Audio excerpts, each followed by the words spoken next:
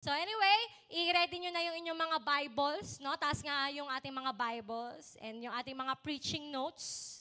Ayan. And I really encourage everyone to please take down notes. Kasi alam niyo ba, maganda yung topic na pag-uusapan natin ngayon. So, napakaganda. Actually, yung mga nakaraang topic natin in past 2 weeks, maganda na rin talaga yung mga pinag-uusapan natin. But right now, no, mas maganda pa yung, paganda actually yung pag-uusapan natin. And hindi na natin to patatagalin, so let us all pray. Heavenly Father, we worship you and we glorify your name. Nagpapasalamat kami sa oras na ito na kami po ay binigyan mo ng lakas, binigyan mo kami ng panibagong buhay, and also opportunity for us to receive your anointed word tonight. And right now, dalangin namin na samahan niyo po kami, Holy Spirit, be with us. Hayaan mo po na ikaw ang mangusap sa buhay ng bawat isa. Buksan mo po ang kanilang mga isipan, ang kanilang mga puso, and give us a receptive heart, a receptive attitude na anuman ang salita mo na maririnig namin tonight, maging open po ang aming mga puso para magbago nang sa ganun ay makapaglingkod po kami mightily and effectively for your glory. So we welcome you, we welcome your presence, and we give you all the glory, we give you all the honor, and we give you all the praise. In Jesus' name we pray. Amen. So sige pa, minsan papalakpakan natin ang Panginoon. Ayan. So, nung first week ng ating series, no, natutunan natin mula kay Ate C that we should not just scroll and post like the world. Amen ba? Natatandaan nyo ba yung topic ni Ate C? Kasi di ba, kapag nag-post at nag-scroll yung mga tao na wala pa naman kay Kristo, or let's say, yung mga unbeliever, di ba hindi naman nila iniisip kung yung mga pinopost or yung mga kinoconsume nila online ay malulugod ng Diyos. Tama po ba? So natutunan natin that as Christians, mahalaga pala na dapat ay sinisigurado natin, no, na yung mga contents na pinopost or kinoconsume natin online, dapat ay na-honor din ng Diyos doon. Tama po ba, young people? And nung week to naman, natutunan din natin mula kay Pastor Carl that to make Jesus viral is not about popularity. No? Hindi siya patungkol sa kung sino yung magiging sikat, lalo na tayo, no? Kundi patungkol ito sa paggamit natin ng ating mga social media as a platform, no, to preach the gospel. And this afternoon, as we continue to our series, we're gonna talk about another topic. Sabi ko nga kanina, maganda yung pag-uusapan natin ngayon. Kasi alam nyo ba, yung topic na pag-uusapan natin ngayon, it's very crucial. Okay? It's very relevant sa panahon natin ngayon, especially to the young people, and that is authenticity. Authenticity. Sabihin nga natin, authenticity. Okay? Because whether we admit it or not, no, aminin man natin o hindi, we are now living in a performative world, especially on social media. Anong ibig kong sabihin doon? Lahat po ng bagay pwede mong pikiin. Tama po ba? Lahat ng bagay, pwede mong i-filter. Lahat ng bagay, pwede mong i-edit para magmukhang perfect. Kapag magpo-post ka ng picture, kailangan may filter para mas gumanda or mas pumogi ka. Di ba? Kapag may mga inspirational quote ka na ipopost, kailangan merong aesthetic na font o kaya merong aesthetic na template mula kay Canva. Di ba? Actually, natutuwa nga ako sa mga young people dito kasi yung challenge of the week nila, talagang ginawan nila ng template. Parang lahat naging editor, ano? Lahat parang biglang mga naging graphic designer nung nag-post sila ng kanilang challenge of the week. So, di ba, no? Kapag gagawa tayo or magpo-post tayo ng inspirational quote, kailangan may aesthetic na font. No? Kailangan may aesthetic na template kay Canva. Even sa mga stories na pinopost natin, di ba? Kapag magpo-post kayo ng story, anong kailangan? Kailangan may trending na sound. Di ba? Kailangan merong catchy na music like, thank you, Lord. I just wanna thank you, Lord. O kaya pagkain, ano yung music? Yummy, yummy, yummy in my tummy. Di ba? Sino nakaka-relate? Sino yung mga nagba-background music nun? So you see, lahat ng bagay sa social media may filter. Amen po? Lahat ng bagay sa social media pwedeng editable. Pwedeng scripted. At alam niyo ba, ang nakakalungkot, dahil nga nabubuhay na tayo doon sa tinatawag na performative world, pati yung faith ng mga Kristiyano na-filter na din. Okay? Pati yung faith ng mga Kristiyano, scripted na din. Amen? Pati yung faith ng mga Kristiyano, editable na din. Just because we live in this so-called performative world, pati tuloy yung faith natin, minsan performative na rin. Amen po ba? Nagpo-post tayo ng mga Bible verses, but sometimes, hindi naman natin naisa sa pamuhay yun. Okay? Pinopost natin sa notes or pinopost natin online that God is good. Diba? All the time, I trust you, Lord. Pero minsan sa offline world, hindi naman talaga tayo nagtitiwala sa Diyos. Diba?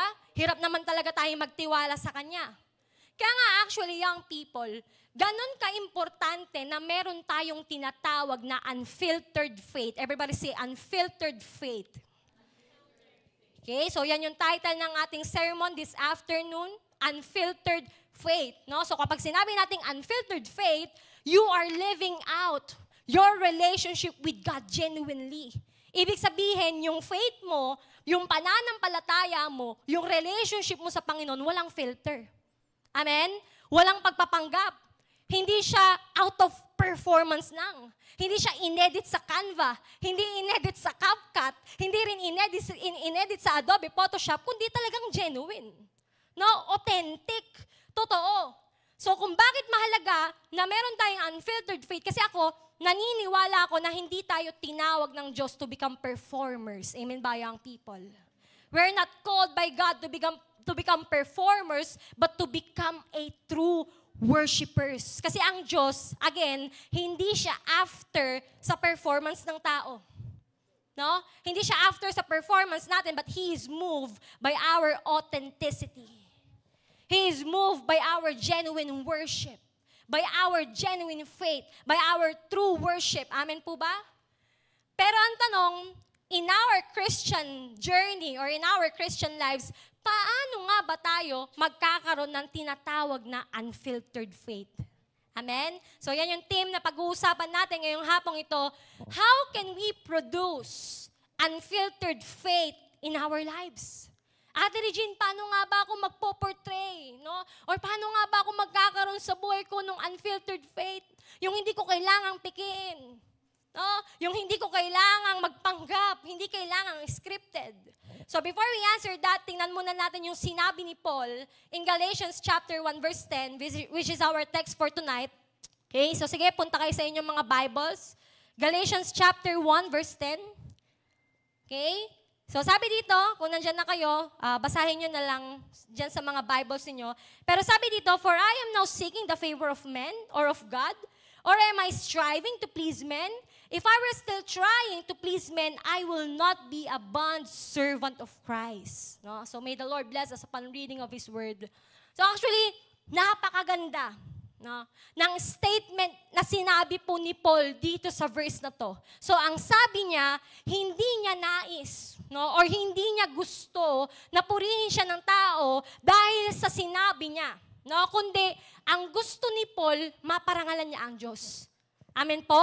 Kasi para sa kanya, kapag masyado siyang naging after sa approval ng tao, especially sa mga bagay na ginagawa niya, or sa mga bagay na sinasabi niya, ay hindi siya maaaring ituring na alagad ni Kristo. Okay po?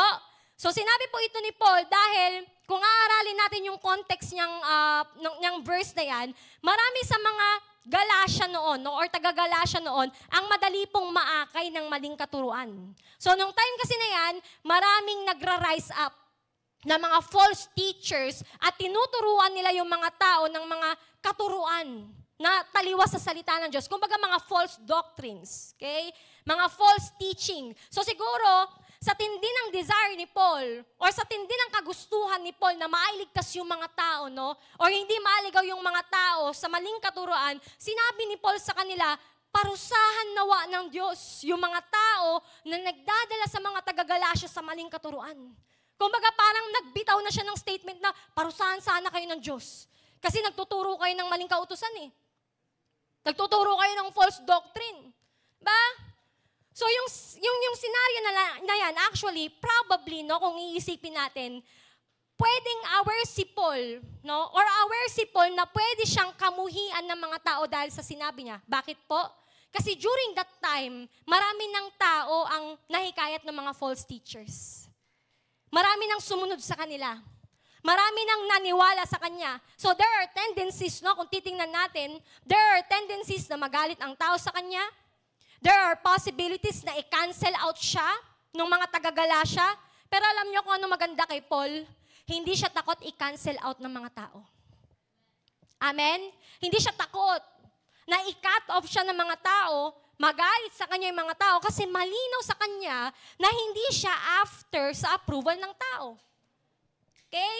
Kundi ang after po ni Paul ay maparangalan niya ang Diyos. Sa pamamagitan po ng Sa pamamagitan ng pangangaral ng salita niya. So ang after niya ay makilala ng mga tao si Jesus, makilala ng mga tao ang Diyos, kahit pa ang ibig sabihin nun, posible siyang kamuhian ng mga tao. No? Posible siyang i-cancel out ng mga tao. Now sa atin, young people, hindi tayo tinawag ng Diyos, sabi ko nga kanina, hindi tayo tinawag ng Diyos to gain the approval of people. Amen po? But we are called to gain the approval of God. Maraming mga born again ang takot na maging bold enough in their faith, especially on social media. No? Kasi bakit? Takot sila i-cancel out ng tao. Takot silang i-cancel out ng mundo. Takot silang mabawasan ng followers. Takot silang mabawasan ng fans. Takot silang mabawasan ng supporters. Kaya kahit Christian sila, kahit taliwas sa faith nila, yung pinapagawa sa kanila, ginagawa nila. Bakit? Takot sa cancel culture eh. Amen? Meron kasi tayong tinatawag na cancel culture. So ano yung cancel culture, Ate Regine? So yung cancel culture po, ito ay isang social environment kung saan tinatanggal ng mga tao yung suporta nila sa isang tao or sa isang organization kapag yung paniniwala nila ay taliwas sa belief nila. Amen? For example, para mas maintindihan natin, kung familiar kayo dun sa nangyari kay Shuvie Estrata, kikilala niyo si Shuvie, di ba? Sa mga nanood ng PBB dyan. So, di ba ano nangyari kay Shuvie? Di ba binash siya ng mga tao kasi nga may mga naglabasan ng mga old videos niya kung saan ine-express niya doon yung kanyang support sa isang, or let's say sa administration ni Duterte, no? Before, nung time na pinapasara ni Duterte yung ABS-CBN. So may mga nag-leak na videos na sinusuportahan niya doon. Sinusuportahan niya si Duterte. May sinasabi siya against kay Vice Ganda. Which is, alam naman natin, mainit ang Duterte or mainit si Duterte sa mga tao ngayon. Tama ba? So dahil dito, dahil nga may mga naglabasan na mga old videos niya na nagpapakita ng support sa Duterte administration, ang nangyari, binash siya ng mga tao. Okay? Binash siya ng mga tao and I'm not sure kung may mga na-cancel ba ng mga endorsement niya that time. Kasi di ba after PBB, sumikat si Shuvie. Diba? Ang dami niya mga naging endorsement, ang daming kumuha sa kanya. So hindi ako sigurado kung may mga na-cancel ba ng mga endorsement nun. Pero, makikita lang natin dito na talagang madali kang i-cancel ng mga tao sa paligid mo once na hindi sila sang-ayon sa belief mo. Once na hindi kayo pareho ng paniniwala. Once na hindi kayo pareho ng belief, that's why many Christians are afraid, no? Or afraid to become firm or authentic about their faith kasi nga, takot sila i-cancel ng tao. They are afraid of the cancel culture. No? Takot silang maging firm, takot silang maging authentic about their faith, especially in the digital world because they are seeking, no, the approval of people. Kaya tuloy, imbis na i-leverage, no, or gamitin natin, or gamitin nila ang social media to preach the gospel, ano nangyayari? Mas nagagamit pa natin siya to gain likes. Mas nagagamit pa siya to gain comments, to gain reactions, to gain shares, no? So, hindi nagagamit ng tama ang social media. Amen po? So, sabi nga ng Bible, hindi tayo nabubuhay para sa approval ng tao. Kasi nga po, kung mabubuhay tayo para sa approval ng tao, hindi po tayo magiging effective na follower ni Jesus. No? We can never become an effective follower of God. Bakit po? Because we cannot please God and please people at the same time. We cannot please God, ulitin ko po, and please people at the same time. May ma-offend at ma-offend ka talaga. Okay? Kapag nag-preach ka ng gospel online and offline, may ma-offend talaga sa'yo. Bakit? Offensive ang gospel eh. Okay? Offensive ang gospel, lalo na po dun sa mga taong hindi handang tanggapin ang gospel. Offensive ang truth sa mga taong hindi handang tanggapin ang truth. Kaya nga, wag tayong matakot na follow tayo ng tao just because we follow Jesus. Kasi mas mainam ng kamuhian tayo ng tao, no? Pero nalulugod sa atin ang Diyos kaysa nalulugod nga natin ang tao pero namumuhin naman sa atin ang Diyos. Amen po ba? So, there are dangers of seeking validation online. No? Meron tayong 3 pag-aaralan na mga bagay or dangers kapag masyado nating sinisik yung ating validation online. So number 1 is it will shift your focus from God to people. Sabi nga po natin, it will shift your focus. Teka lang, yung mas malakas, yung merong energy. 1, 2, 3, fire. It will shift your focus from God to people. So basahin po natin yung Galatians chapter 1 verse 10, but actually yan na yung text natin kanina. Di ba sabi ni Paul, am I now trying to win the approval of human beings or of God? Or am I trying to please people? If I was still trying to please people, I would not be a servant of Christ. So again, sabi ni Paul, kapag masyado daw siyang naging after sa approval ng tao, hindi siya maaaring ituring na alagad ng Diyos, no? Or alagad ni Kristo. So as Christians, young people, makinig kayo dito, no? Our divine purpose was to glorify God by living a godly life and participating in God's plan for redemption. Ano pong ibig sabihin nun? Ibig sabihin, kung meron ka mang dapat na mas pinaprioritize or mas pinagtutuunan ng atensyon sa pagsunod mo kay Kristo, ito po ay ang maparangalan ang Diyos sa buhay mo at hindi maparangalan ng tao. Amen? Kapag po kasi masyado tayong naging after sa likes, pag masyado tayong naging after sa views, masyado tayong naging after sa engagement na pwede nating makuha in posting online, alam nyo ba, malaki ang possibility na ipagpalit natin yung ating divine purpose for public applause. Okay? So ang mangyayari, we are most likely to follow the trend. No? So dahil nga pinagpapalit mo na yung divine purpose mo for public applause, ang ginagawa mo, sumusunod ka na lang sa trend. Imbis na ginagamit natin yung social media as a platform to glorify God. Uso ang thirst trap, sige, magto-thirst trap ka na lang din. Di ba? O, familiar ka sa thirst trap, di ba? Mas maraming nagsisend ng stars kapag nagpapakita ako ng katawan ko sa live. Sa content creation, kapag sumasayaw ako, sige, magpapakita na lang ako ng katawan ko. Di ba? Uso ang dami account ngayon. Di ba? Tapos keyboard warrior, mga away ng mga content creators, gawa nga ako, tapos mambabash din ako. Di ba? So you see, kapag masyado tayong after sa approval ng tao online, nawawala po yung ating focus sa Panginoon.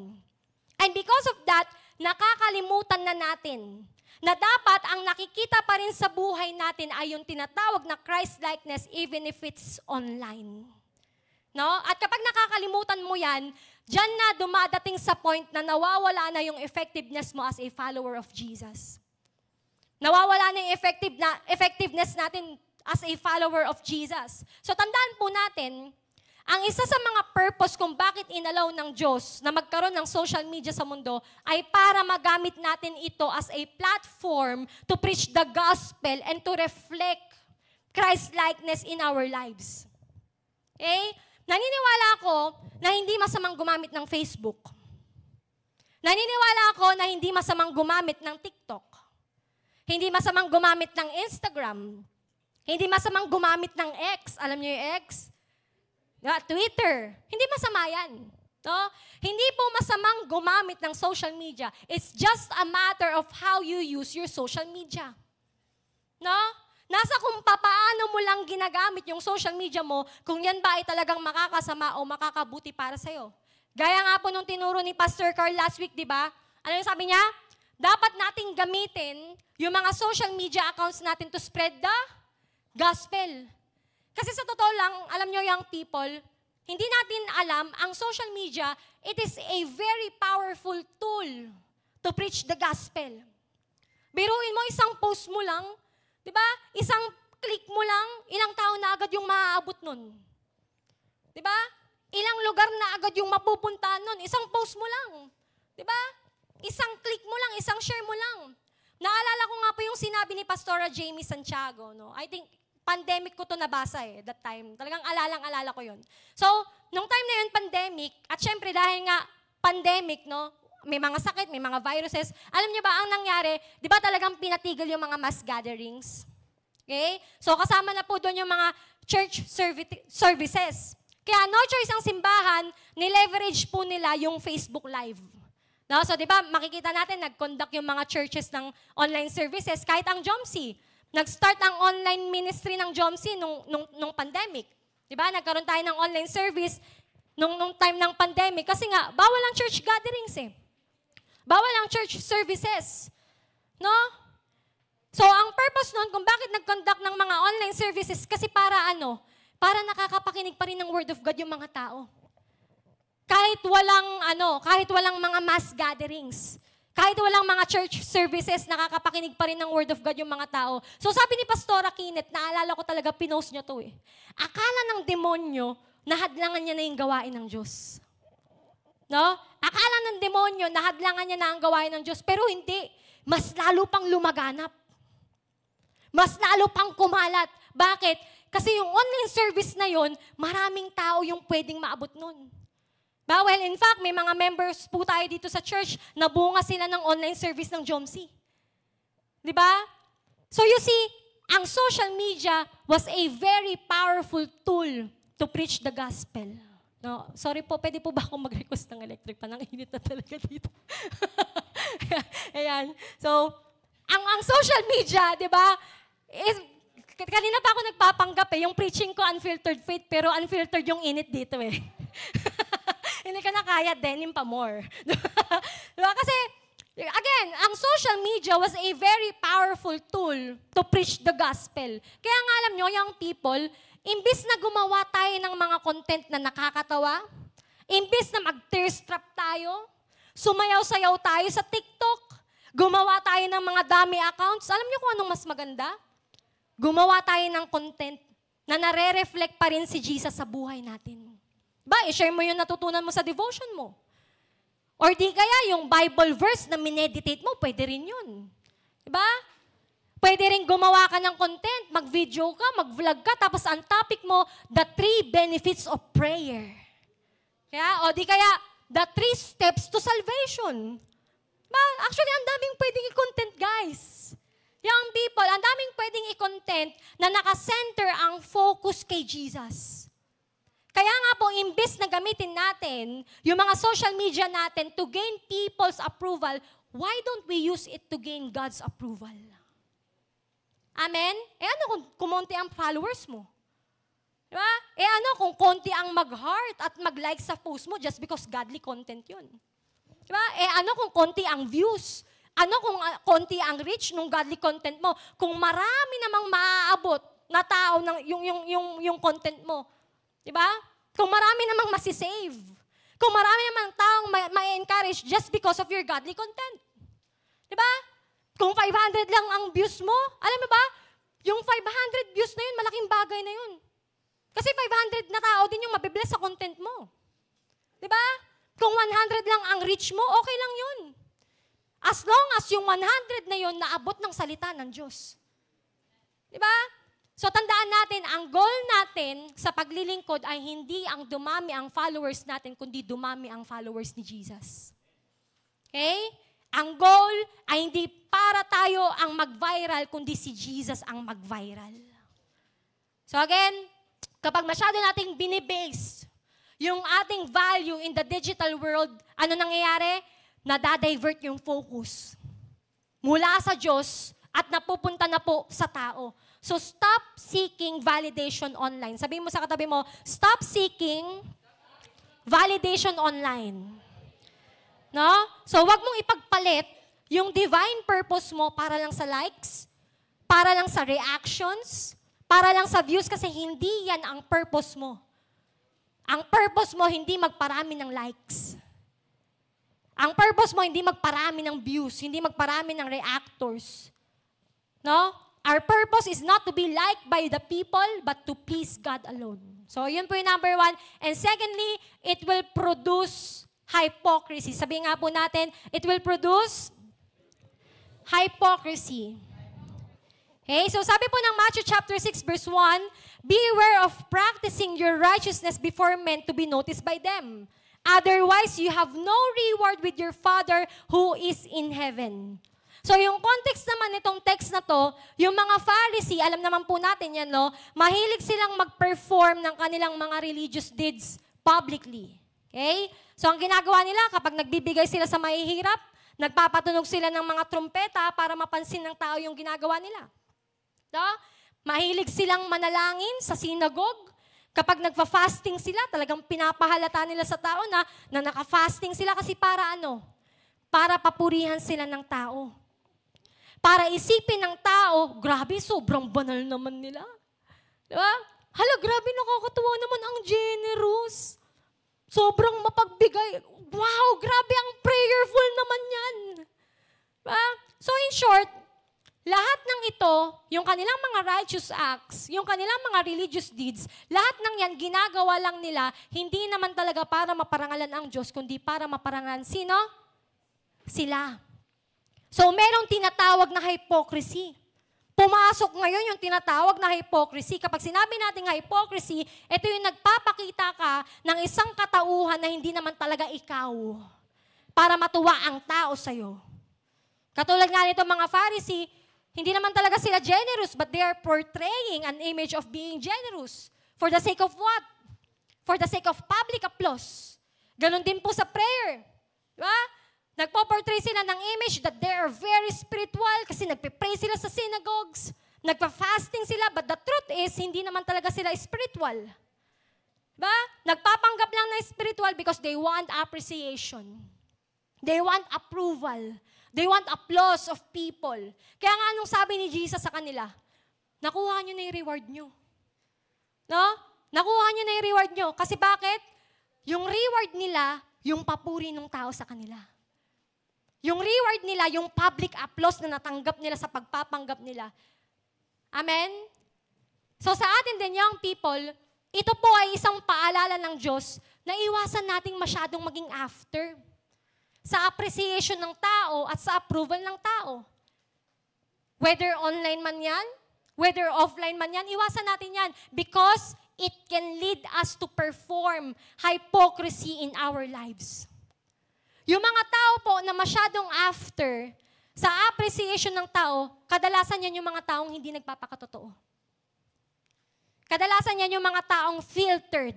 Everybody say filtered. Bakit? Kasi nga po, gagawin nila ang lahat para lang magustuhan sila ng tao eh. Di ba? For example, sa social media management. Alam niyo ba sa social media management, konting information lang, meron tinatawag doon na market research. Kung saan, sa market research, ang ginagawa doon, nag-gather ka at nag-analyze ka ng data para malaman mo kung ano ba yung mga klase ng content na gusto ng tao.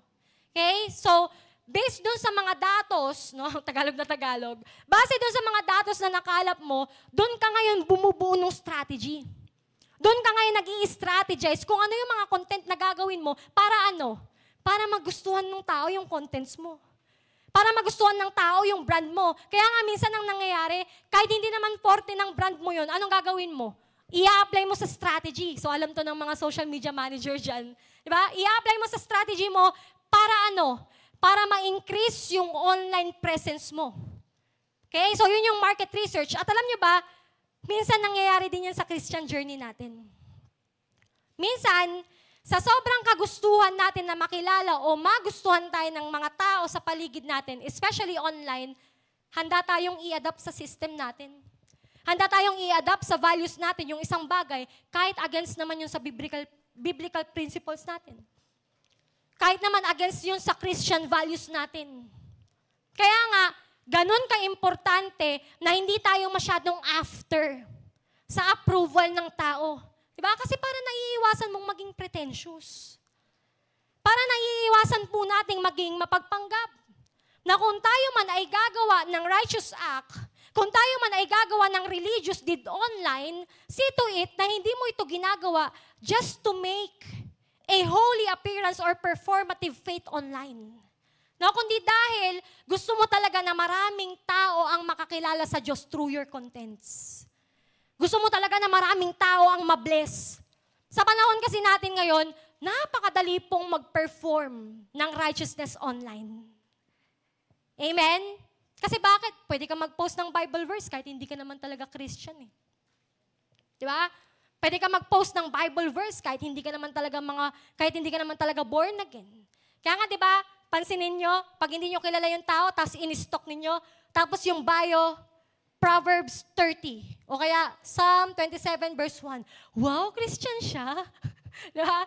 Ay, wow, may verse. Pero hindi mo sure kung Christian talaga yun. Baka binayo lang niya. Di ba? So, ang dali pong mag-perform, no? Ng righteousness online. Kasi nga, pwede kang mag-post ng mga godly contents and yet hindi ka naman talaga totoong godly.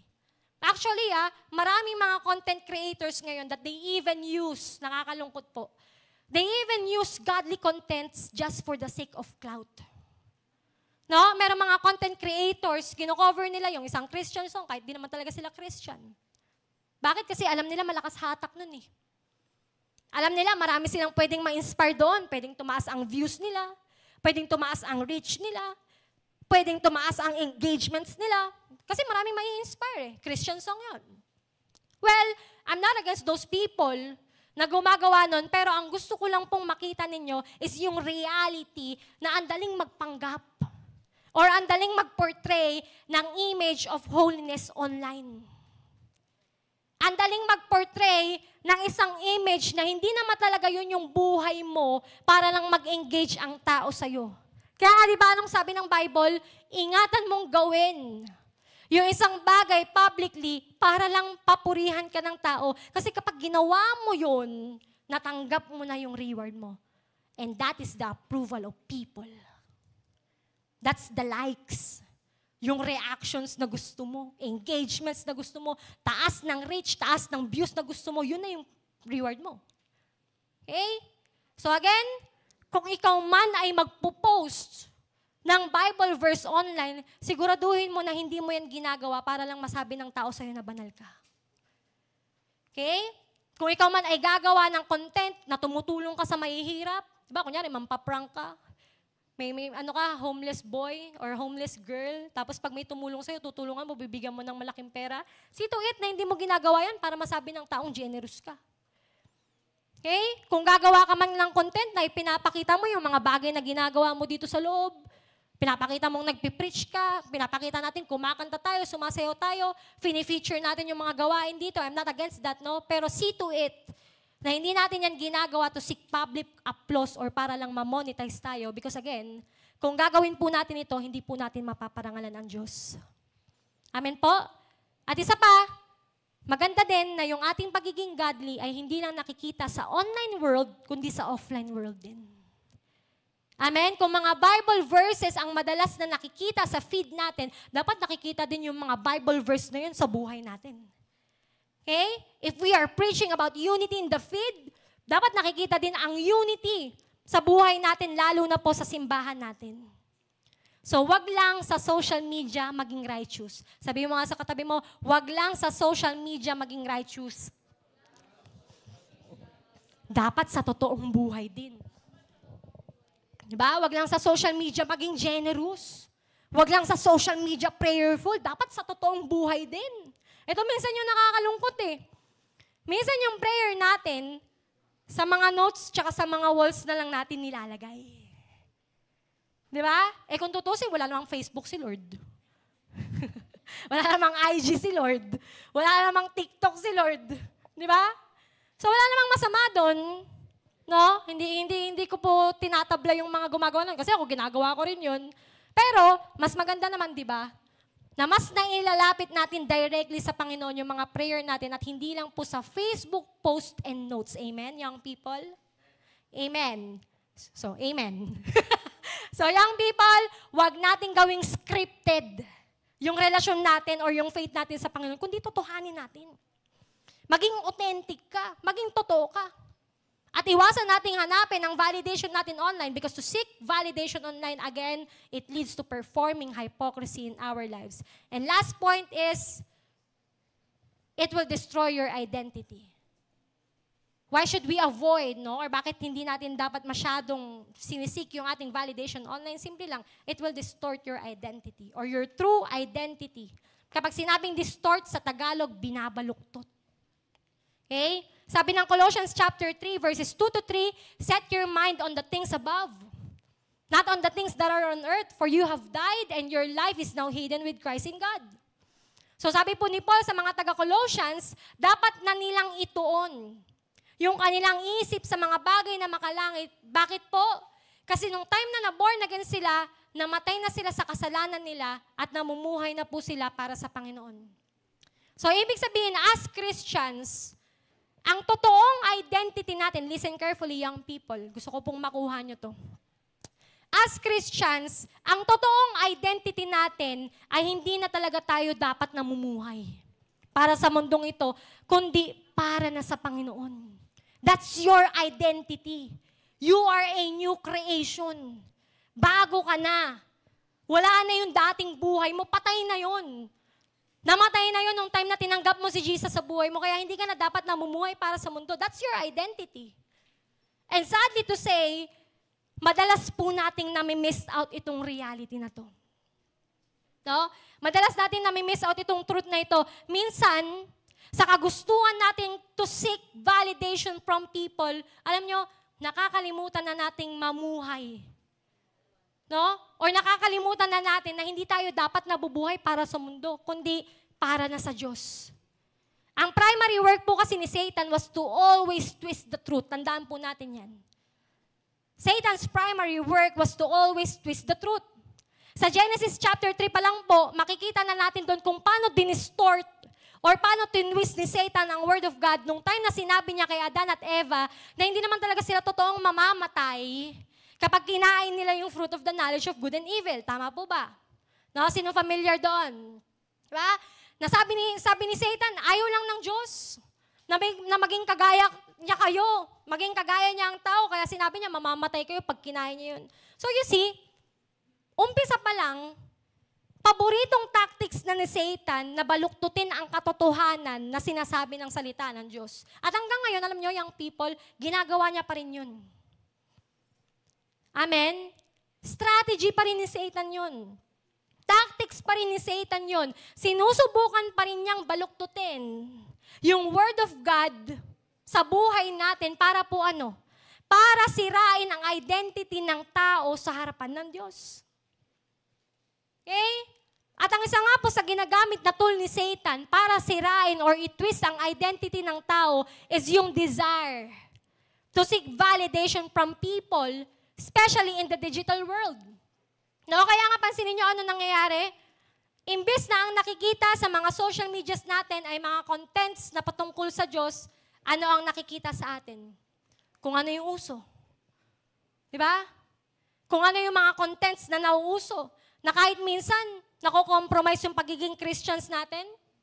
Kahit minsan, nasisira yung pagiging Kristiyano natin, ginagawa natin for the sake of what? For the sake of likes.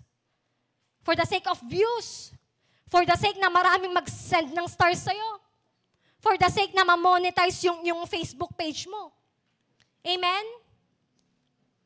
So, tandaan po natin, young people, as Christians, we are representing the name of Christ, whether it is online or offline.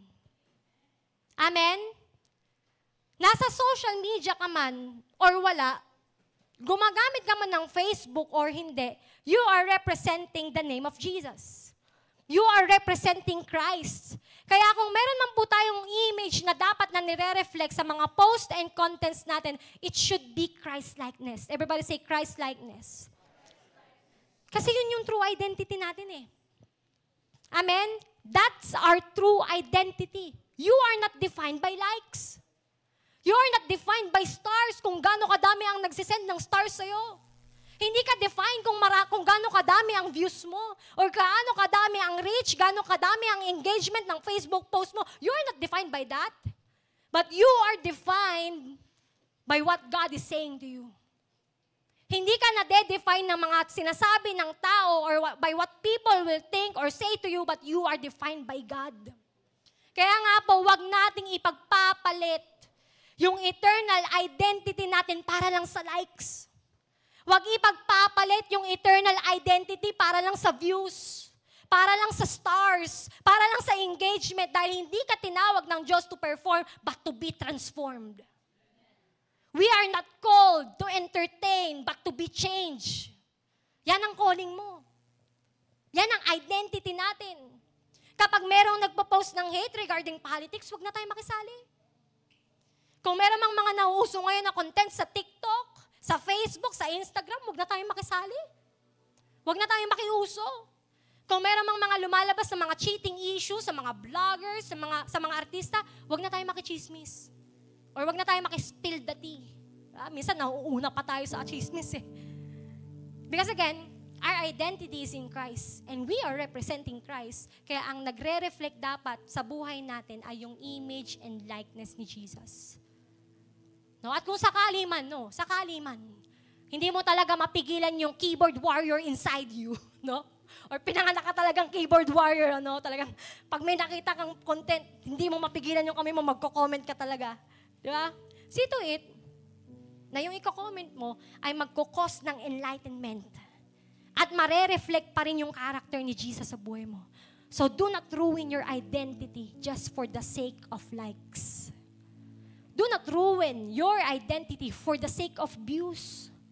For the sake of sharing your opinion online. Hindi masama mag-share ng opinion online, pero huwag mong hayaang ma-compromise yung pagiging Christian mo para lang ma-share mo yung opinion mo online. Because again, our identity is not built on our image online, but in Christ. Amen? So as we summarize our message, itong tatlong dangers na pinag-aralan natin. So number 1, again, it will shift your focus from God to people. Secondly, it will produce hypocrisy. Third danger, it will distort your true identity. No? So yan tatlong dangers na yan, alam niyo ba? Magagawa lang nating iwasan yan if we will possess unfiltered faith in our lives. Ang antidote para ma-prevent mo yung tatlong bagay na yan, no? Or hindi ka mahulog sa tatlong bagay na yan, is having unfiltered faith. So again, kapag sinabi natin unfiltered faith, ibig sabihin, you are living out your relationship with God genuinely. Ibig sabihin, walang filter, walang pagpapanggap, even if the world hates you. Kahit i-cancel ka ng kaibigan mo, kahit kumonti follower mo, okay lang. Basta unfiltered ang faith mo. But the question is, how can we produce unfiltered faith in our lives? So simply lang po, and this is our big idea and the main point of our whole sermon for tonight. Stop performing. Be genuine in your faith, both online and offline. Pwede ba natin yung basahin niyo ang people 1, 2, 3, fire?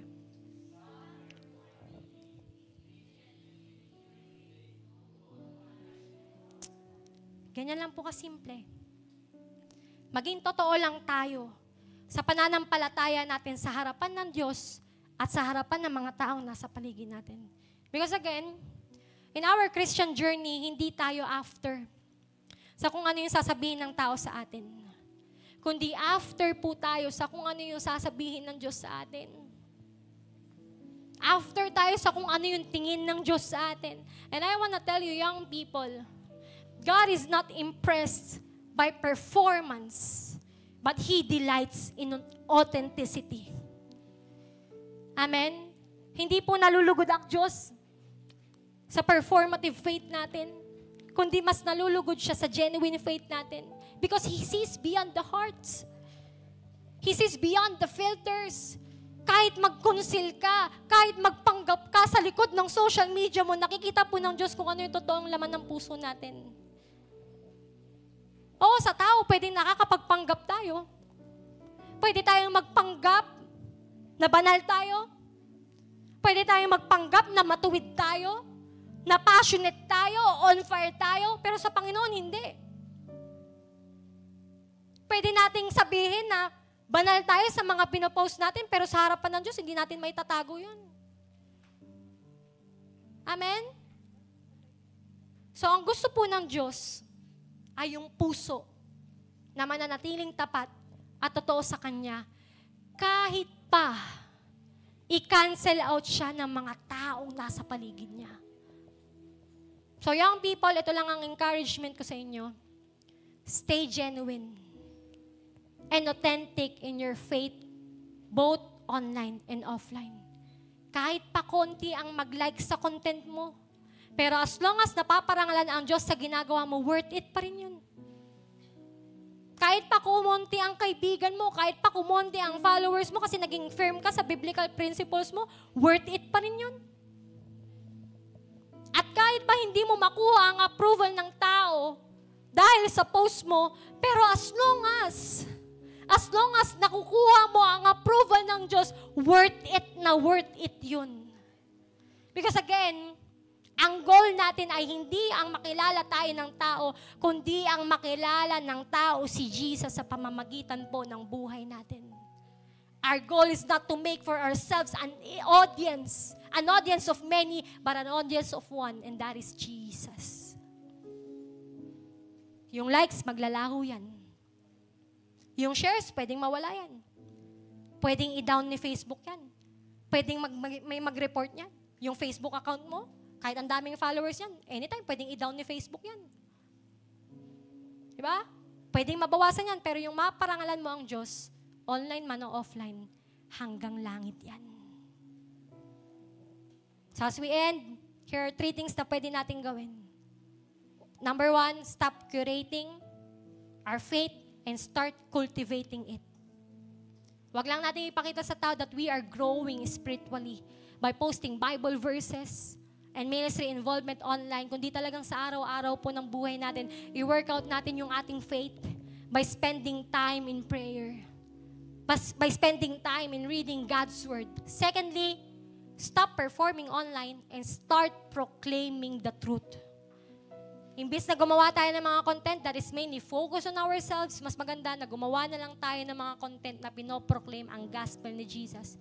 Because again, ang goal natin ay hindi dumami ang followers natin, kundi dumami ang followers ni Jesus. Ang goal hindi yung para tayo ang sumikat, ang goal si Jesus ang sumikat. And last, stop chasing the spotlight, but start reflecting Jesus' light. Huwag tayong mabuhay para sa validation. Sige po, palakpakan natin ang Panginoon. Huwag tayong mabuhay para sa validation at public applause, kundi mabuhay tayo para ma-reflect ang character ni Jesus sa mga taong nasa paligid natin, whether it is online or offline. So tayo pong lahat ay manalangin.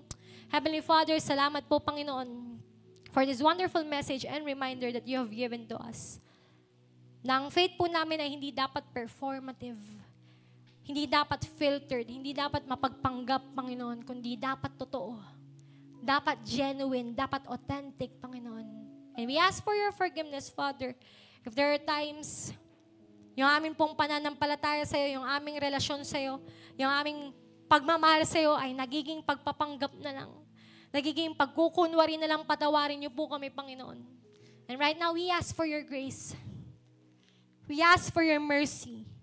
We ask for your forgiveness, Panginoon. Tulungan niyo po kami na magkaroon ng tinatawag na true and authentic worship in our lives, Panginoon.